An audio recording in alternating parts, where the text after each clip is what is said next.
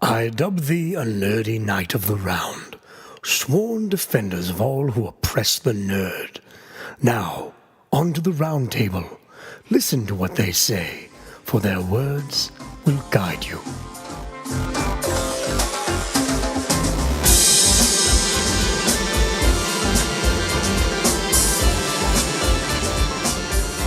It's another nerdy night as my roundtable joins me on the set late night with Ben, the ridiculous Riddick. I'll be your host on this year-end recap show, and joining me, as always, is our one-man house band and master of the air guitar, Sam Chen. Thank you, Sam. That's how the air guitar sounds like for me. Okay. And our special guest tonight, who's joining us remotely on the set of his new film that he is irrationally passionate about, Alex O'Neill. Hello. You guys may Ben. remember Alex O'Neill as Other Ben from our Lonely Hearts podcast way back in the day. A lot of other beds. Yeah, we've got Other Ben Brandt. We've got Other Ben Alex. No. Brandt is the white Ben Riddick. Oh, wait. So I'm Wait. We're not saying you're not white. Okay. We're just saying Brandt is the white Ben Riddick. Okay. Brandt's also like my soulmate. Yeah. It's worth noting. So I guess you are as well, Ben? Yeah. Wow. Okay. Okay. Making declarations. So, guys, we have a great show planned tonight because we are talking about the best of 2015. But before we get into that, we're going to start with our Active Quests, like we always do. For those new to the show, Active Quests is where we talk about the nerdy things we've been doing over the last week. And as always, I like to start with my guest. Alex, tell me about your day. Your week. My day. My life. Well, Since the last time we had you on the show. Yeah. well, since Valentine's Day 2014, a lot has happened.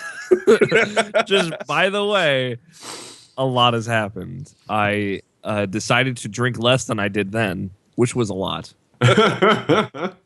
No, I drank significantly more. Let's be honest. I don't know. A lot of stuff has happened in my life since then, but in the past, month or so, I've been very busy with video games. People might know that I am irrationally passionate as the guy that made irrationalpassions.com. And we are doing all of our game of the year stuff. We're getting ready for it. We're preparing, writing up the doc for our game of the year show, which is recording in January. And I have been on the prowl recording as many guest top 10 games of 2015 podcasts as I can fit under my belt. Yeah, which is awesome. I think you and I are doing something. Yeah, you'll have one. That's cool. And I usually put the call out sometime in late November, early December. I put it out a little bit earlier this year. And I somehow missed it. You missed it, but it's fine because we talked at PSX. And that was right at the end where I'm I need to close it More than talk, because there are too many people. Oh yeah, we hung out as well. We shared Chipotle not once but twice.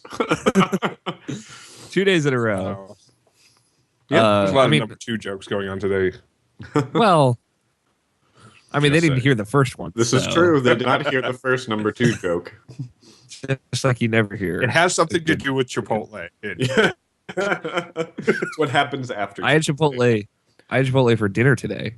So it all comes back together, full circle. Well, that's great. I'm glad you're here with us today, Alex. Sam, what has your active quest been? So I've been quite Jewish over the holiday weekend. That was my active quest, being Jewish. No. I went and saw the movie The Big Short, which I think everyone should go see. It's basically, imagine the most entertaining version of The Mortgage Crisis that you could see on the big screen, and it's twice as funny as that. So it's great. And it has Selena Gomez telling you how synthetic CDOs work. At the beginning, they talk about mortgage-backed securities, and they're this is going to be really boring if we just explain it to you. So here's this hot model in a tub. And then she's explaining it while drinking champagne and being naked. It's very amusing. That sounds absolutely horrible. Ryan Gosling's in it. Oh, yay, Ryan Gosling. I Well, love now Ryan I have Gosling. to go That worked see on the it. girls I told. Figured it with you. Okay. Well, since we're done with that, Ben, what have you been up to? Sam, you're gonna make fun of me. Alex, you're gonna make fun of me. Yes. I started playing Destiny on Here we go. on Xbox One.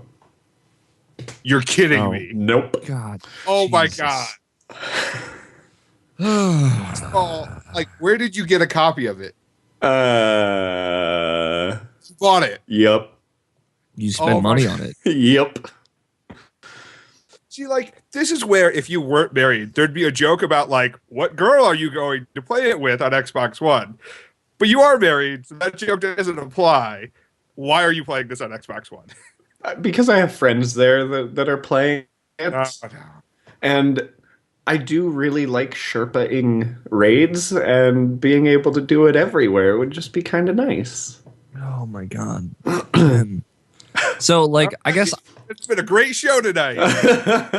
I can't be too angry at you because my two friends, Tyrone and Joe, have it on Xbox One, and like they really want me to get it on Xbox One as well. Yeah. And Yeah. I might break. Yeah. Right?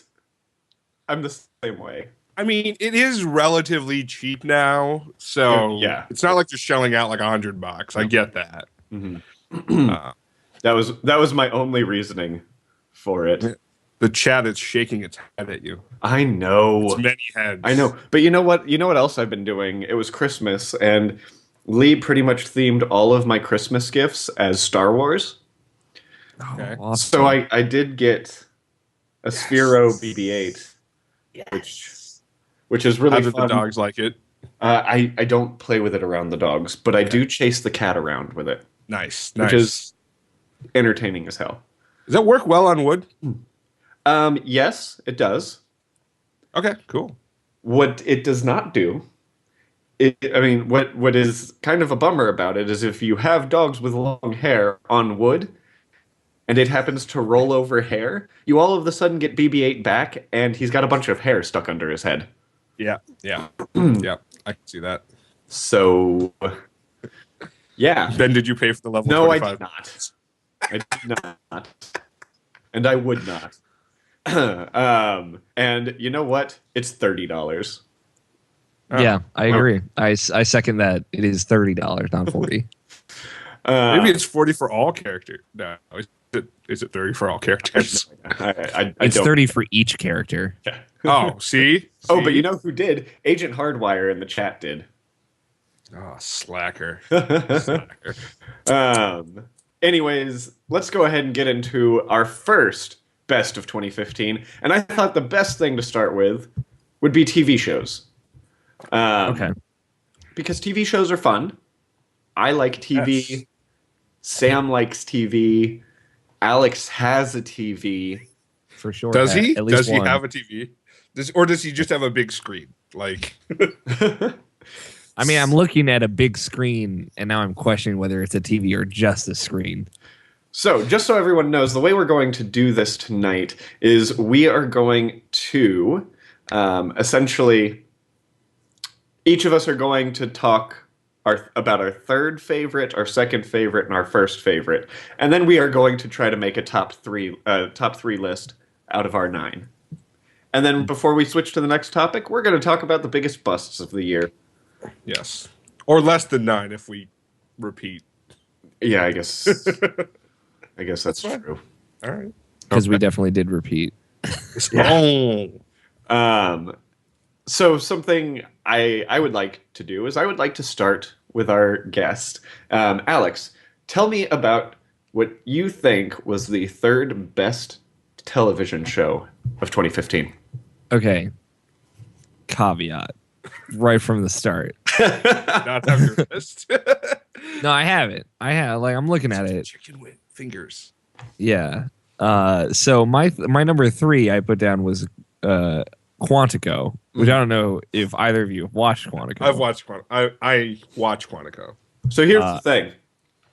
I don't watch a lot of TV, but I know Neither do that I. Sam does. So I know that whatever either of us talk about, Sam will be able to talk about. Okay, that's good. Quantico is probably not a good TV show, but I love Quantico. I mean, I like it because, and I might have said this before on the show, is that I expected it to be a very benign crime procedural, and it's not. So Yeah. that made me pretty happy. Yeah, that's fair. There's a lot of good intrigue to it. It is the reason that it kind of sticks out to me is because it is like I love teenage angst. It's all going out on the table. So like teen drama is like my jam, and this is like teen drama, but like with really moody adults With guns. with guns, and they're all like supposed to be FBI agents. So like half of the show is like FBI school, and they're all like being like, Stacy sucks. And then but then people die. And then the rest is like a flash forward. And like there was like a horrible terrorist attack and they're trying to figure out who it was. And that's pretty like cut and dry. But like the school stuff, like cop school is pretty great. I will say the other big call out for it, which I think has worked out pretty well for it, is that it stars an Indian American, or I don't know if she's even Indian American, but she's Indian. She's Indian, yeah. She's Indian, and she's like a Bollywood star, and so it's pretty cool to have someone like that at the head of a show, even though it's very character driven by a wealth of characters. Yeah, there's a good diversity on the show, and a lot of cultures that are represented in a way that I guess I don't know if they're well represented, but they're at least being represented. Yeah. And like like you said, the protagonist is not like a white dude FBI guy, although that character is for sure on the show. Very true. Very true. Okay. All right. Sam, how about you? What is number 3?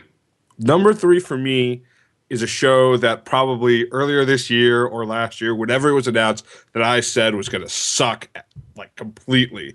I'm actually really ashamed I haven't watched this one. Oh, you haven't watched it yet? What's wrong with you? Yeah. So it's Heroes Reborn. Which I haven't watched it yet either, and I really want to. So yeah, we got the first 9 of the 12 episodes that were slated to be right now, and then I think in January we were getting the other 3. It is really good. It brings me kind of back to Hero Season 1, which obviously was fantastic. That's the best endorsement anyone could give this show. Yeah. It doesn't. It's not as convoluted. I think it tries to play up the abilities in a very different way. And I think some of that is literally the fact that like CG is better now, or maybe easier for them to do. So they have a little bit more fun with some of the abilities. They give you there's a good balance of nostalgia versus not nostalgia, which I think probably was the key to it taking off at all. Was if it was just a nostalgia show, people wouldn't watch it. So I think they did a good job. They've explained some stuff. I am very happy with it. That's Very good. happy. That's good. Ben, how about you? So my number 3 is the funny thing is all 3 of my shows that I picked are not network television shows. Of course. So my number 3 is actually an Amazon original, based off of one of my favorite books, which is The Man in the High Castle. Only your favorite because the Nazis won, Ben. That's exactly right. Declarations. But I think the fact that all 3 of my shows are not network shows is just a really good compliment to how amazing Netflix and Amazon are doing with their exclusive content. And the production value overall in The Man in the High Castle is just phenomenal. They've got some really awesome actors in it.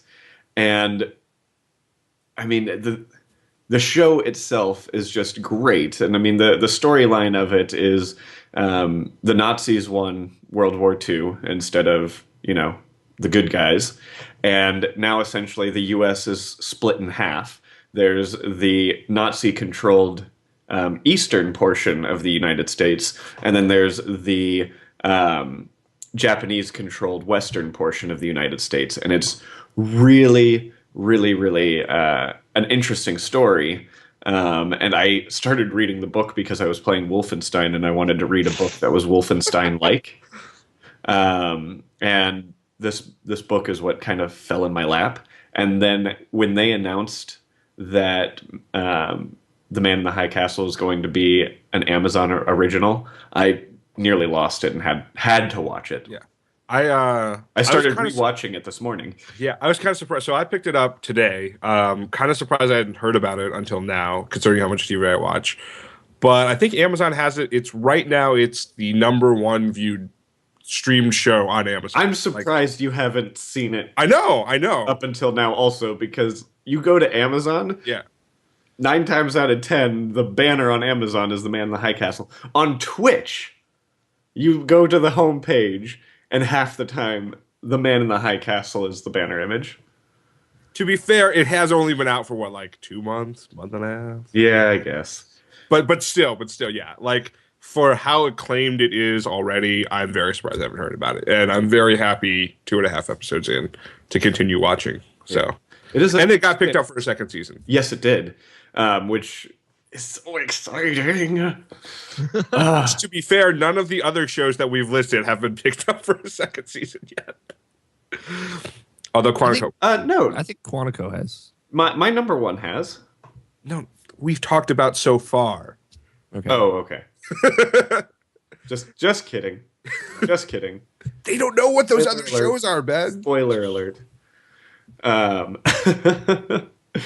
I love that the chat is still talking about the level boost. They really are Yes, on kind of this lazy. Destiny thing. So let's move on to our #2s. Okay. Alex. My #2 is weird because I've only watched 2 episodes of it, of the, I think, 12 that are available now. But that's just how impressive it was. It's one thing like I mean to keep going back to, which is an anime. Are you familiar with this? It is One Punch Man. I am not familiar with it because I'm all about dubbed, not subbed anime. Yeah, me too. I'm gonna be honest with you, Ben. This is why I think we are kindred spirits. I'm with you. Okay. Which, some people have problems with, understandably. But One Punch Man is exactly what it sounds like, which is weird. But it is also so much more. Like, the concept is a man who was just a normal Japanese business dude who got fired, and he gets super pissed and super downtrodden. But I guess he beat a villain, right? It's a world of heroes and villains.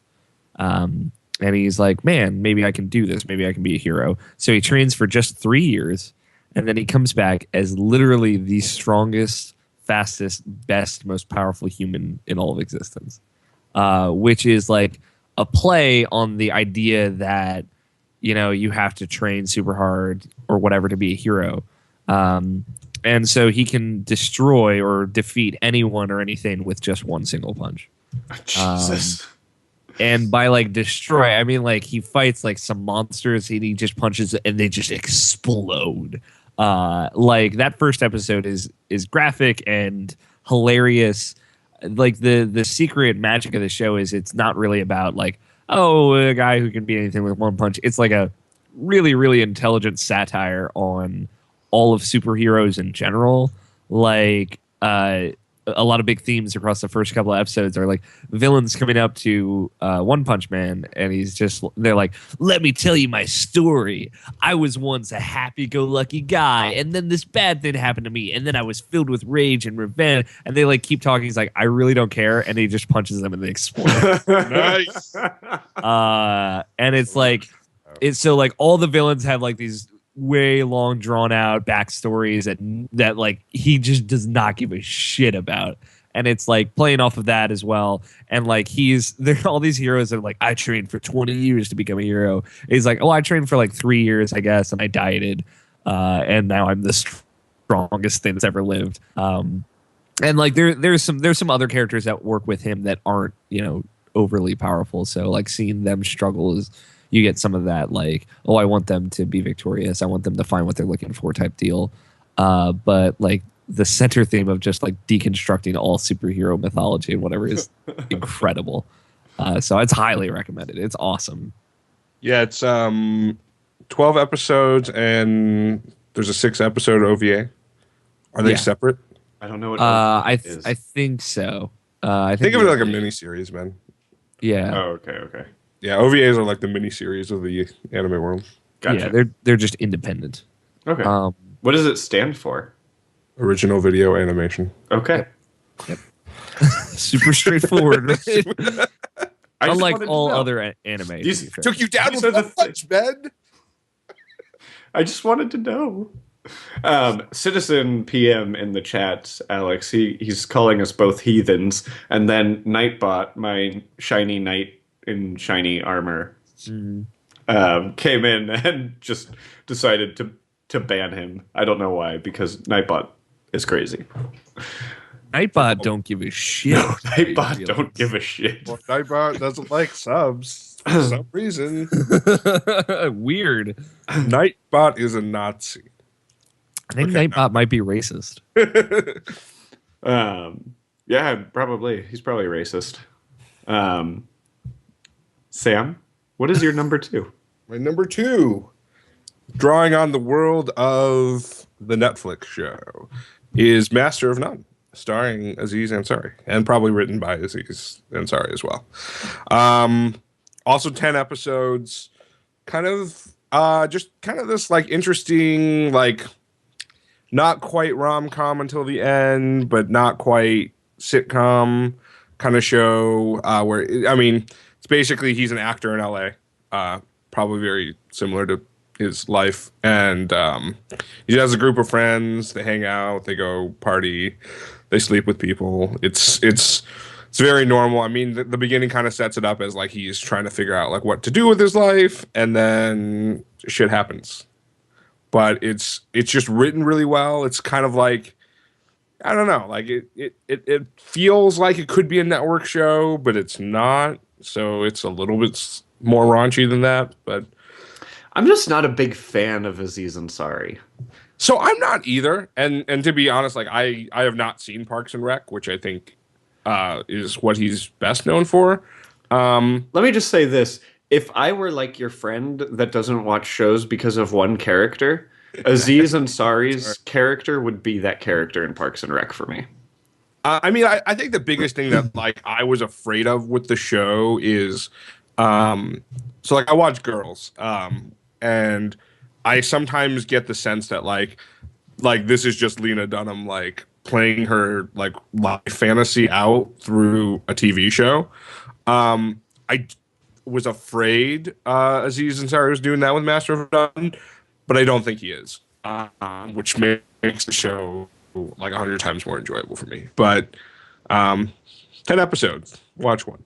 Okay, I will watch one. I'm going to pick one random one in the middle of it. Please don't.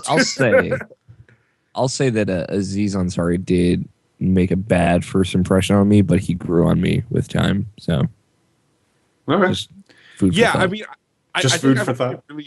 I've only really seen him in ancillary things like he did he had a cameo on one of the chef shows on Netflix, and like he seemed like a reasonably like okay guy. Reasonably okay. Aziz Ansari. There, hey, if you're an actor, reasonably okay is pretty good. All right. I'm going to talk about my number 2. And my number 2, I had a battle with what my number 2 and number 1 would be. But what finally won out as number 2 was Jessica Jones. Another, a Netflix original. Marvel comic, based in the Marvel universe. Essentially, like, just absolutely amazing. And again, just the quality of the acting and the writing in the show were just phenomenal. I mean, they portrayed a girl who had suffered essentially abuse, or, just that kind of life, they portrayed a PTSD person in a very, what I feel was a very true kind of light. Obviously, I don't have PTSD, so maybe I don't really know how true it is, but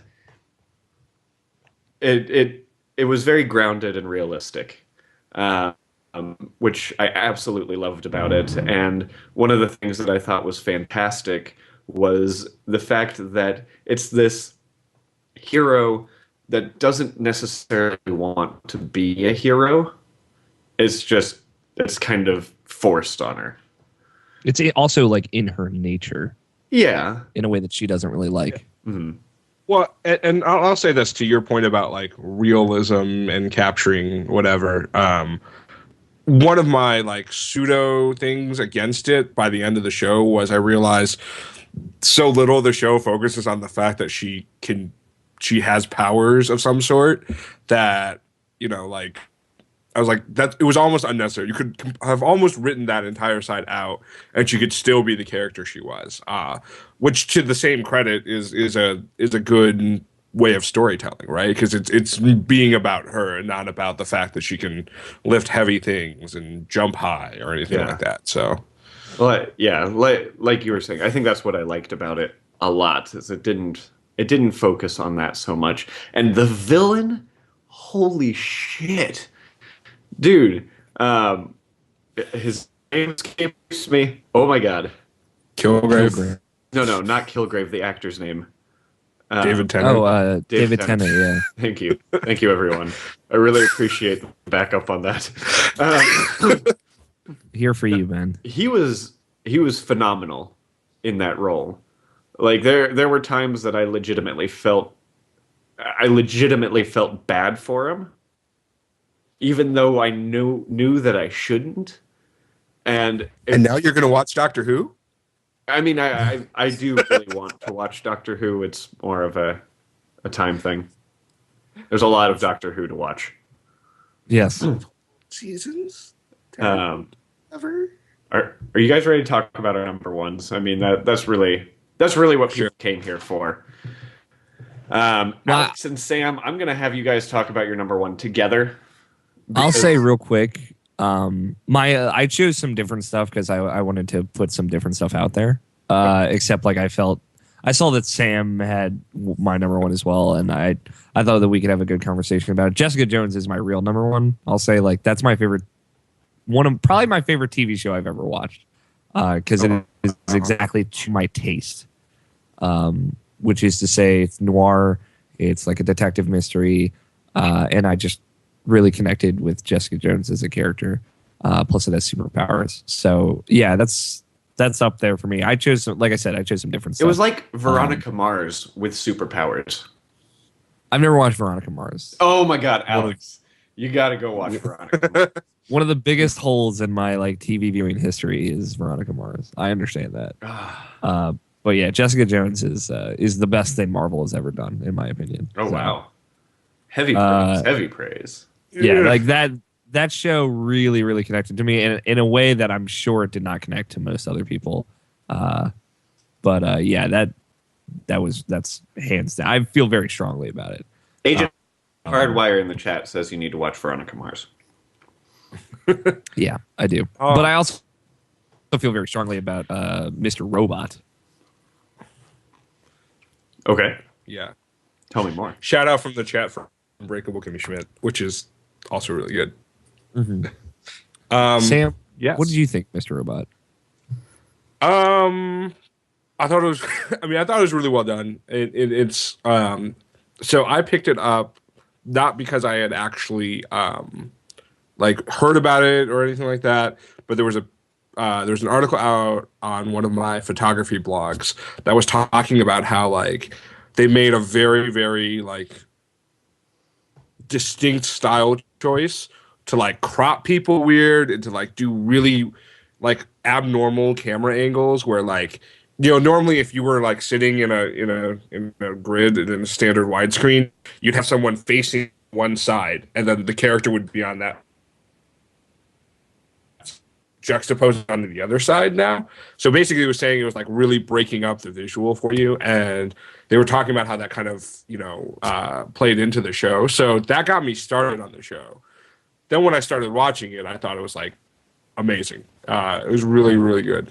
So basically it's a like, without giving too much away, it's like a Fight Club-esque future of like us hacking things, and like the major plot line through the show is that they want to try to like down the government essentially, or take down the world's corporations by doing this like one big thing. I don't know if how much to spoil about the show.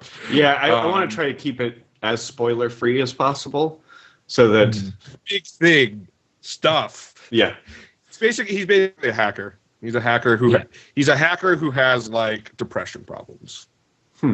Yeah, the first episode you see. Apparently, one of the kids from Until Dawn, isn't it?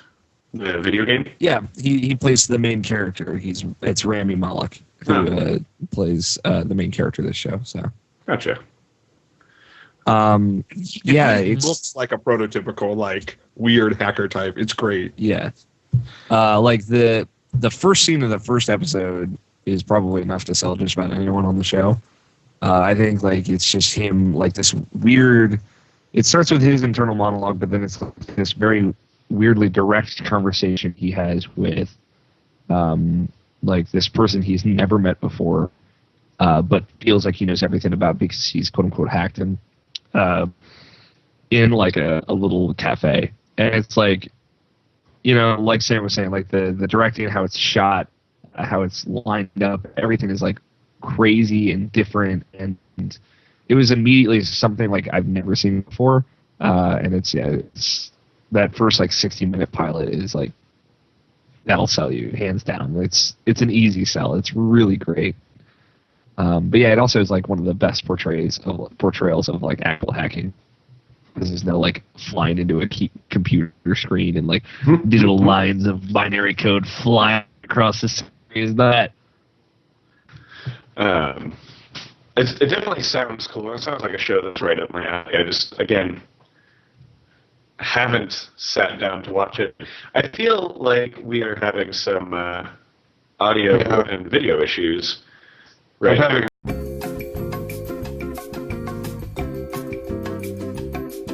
It's another nerdy night as my roundtable joins me late night. We're not restarting. Ridiculous, Riddick. And we have a great show planned for you. We left off with Sam. God damn. Oh, wait, is it doing it again, or are you just saying? No. We were just making fun of you. Okay. Whew. We left off. Talking to Mike. Yeah. Sorry. Because why not be incredibly confusing if I can? We left off with me to talk about my number one show, because both Sam and kind of Alex's number one was Mr. Robot. Yeah. Whereas my number one show was Daredevil, which was Netflix's first step into the Marvel Cinematic Universe.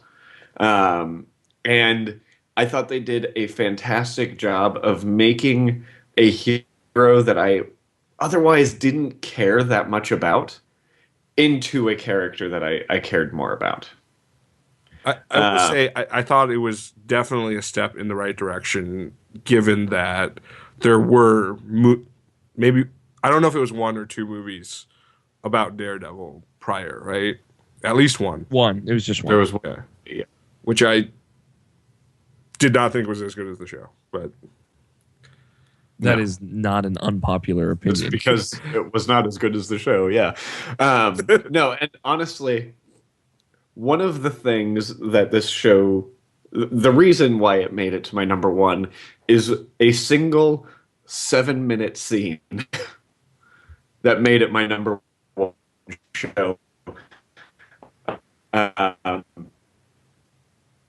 Because this is something that I do where I will watch a show and I will count in my head the seconds of a single camera shot.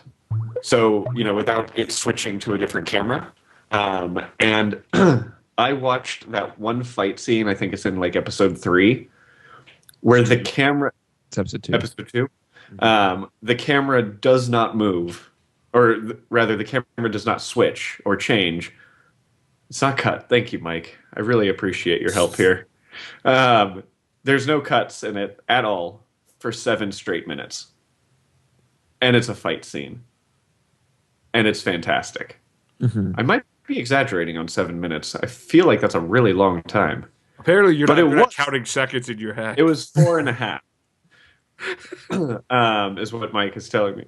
It's an incredibly long scene nonetheless, especially with how much was going on. And I immediately, as soon as I saw that episode, I went online and I researched it, and they went over how it was done. And it's just like, oh my God, this is so amazing. It's like during that scene, there were pretty much 3 different Daredevils going in and out of the doors to make that scene work. Mm-hmm. So I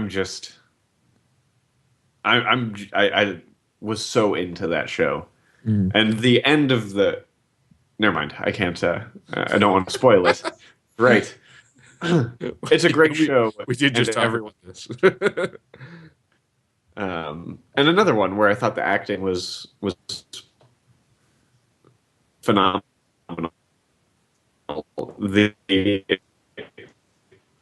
Another villain that was very creepy. Just a creepy villain, but I liked it. Yeah. So that was my number 1. So of all of these shows, I think it's pretty safe to say that Mr. Robot is pretty much getting a top spot, or in our top 3. Yeah, I would say. Okay. I think Jessica Jones should definitely be in our top 3. Yep, I'm okay with that. Okay.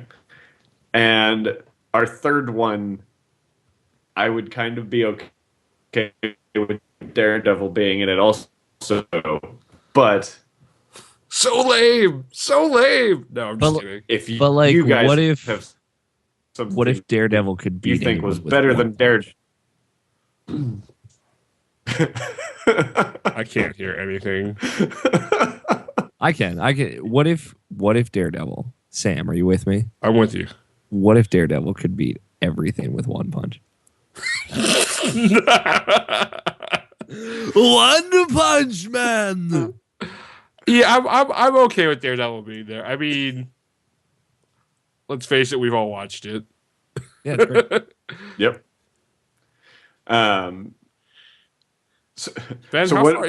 how far into the episode is this scene? It's at the very end. It's at the very end. It's are you trying? Okay, I know what you're talking about now. Yeah, it's the hallway scene. I wasn't doing the math on which scene it was. So Yeah. yeah. But no, it's a great scene. And so our top 3, do you want to say Jessica Jones, Mr. Robot, Daredevil? I mean, I'm okay with saying that. I firmly do not believe Jessica Jones was as good as either of you are making it out to be. I think it was very good, but like I can't discuss my frustrations without spoiling the plot. So let's just say that my biggest frustration was with the plot and how episode 6 through 9 play out in the show. Okay. Because I feel like to enhance the character building of the show, the plot takes a turn that, in my mind, it should not have taken. Okay. I know exactly what you're talking about. Or it doesn't not take a turn that it should have. Yeah. I know what you're talking about, yeah. But that's fine. I'm okay with putting it on the pedestal because it was good. Do you think? I mean, do you think Daredevil was better? Do I think Daredevil was better? Personally, I mean, I personally think it was better, but I think it was better. But in contrast to Jessica Jones, my biggest fault with Daredevil was with the villain. And I think we've talked about this, and Chris and I have talked about this, where because I don't really understand the entire backstory of it, I may not have a greater appreciation of the villain. No, and that's perfectly understandable. I mean, the show should have. Not everyone that's watching the show is going to have the background on Yeah. the character. So if your issue is not having enough background with the character, then that's a problem with the show, not with your knowledge. Yeah. I mean, to the point, like Kilgrave was fucking scary, right? Like Yeah. you figure out what he could do, and you're like, "Fuck, I don't want to mess with that guy." Not so much in Daredevil. Like he's kind Wilson of crazy. Fisk Yeah. is more like off-putting than he is actually intimidating. He really should be off-putting. And the thing is, like, people cite that one scene where he like does something to a guy's head, and I'm like, that wasn't that bad. Like, I mean, in the grand scheme of things, like, that's not evil. Like, I mean, it's violent, but Yeah, but I want my villains to be guess, evil. I guess the point is that wouldn't happen on regular television, but I agree. I mean, I think like the Fisk stuff is like, you know, Kilgrave is truly like he is evil to the core in a way that is like incomprehensible, but Fisk is like misguided and sympathetic in a way that I think, makes like, him complex. on that point, I think it's one of those things. It's like Kilgrave knows he's evil. I think past that, I don't like. I think Kilgrave specifically doesn't believe that he's evil. I think he's just but he's what? I think he's just a sociopath. Yeah. Okay. I think he's so disassociated himself from morality. Like he like doesn't take responsibility for anything that he actually does. That he doesn't. Is impossible for him to see himself as evil, and that is like pure evil. But he also doesn't see himself as good. Yeah. No, right. But I see it this way. If he used his power to like the full extent of what he knows it to be, like there would be no battle. Mm-hmm. Right? Like there's nothing in this that makes you the only limiting factor is a very like specific personal thing for him. Yeah. Right? I think I feel like we could have an entire episode on just talking about the villains of Netflix original Marvel shows. Which we should. So I think on that, that's some other time. let's agree. We'll do Jessica Jones, Mr. Robot, Daredevil, the Nerdy Knights of the Round top 3 Done. TV shows, and let's move on to movies.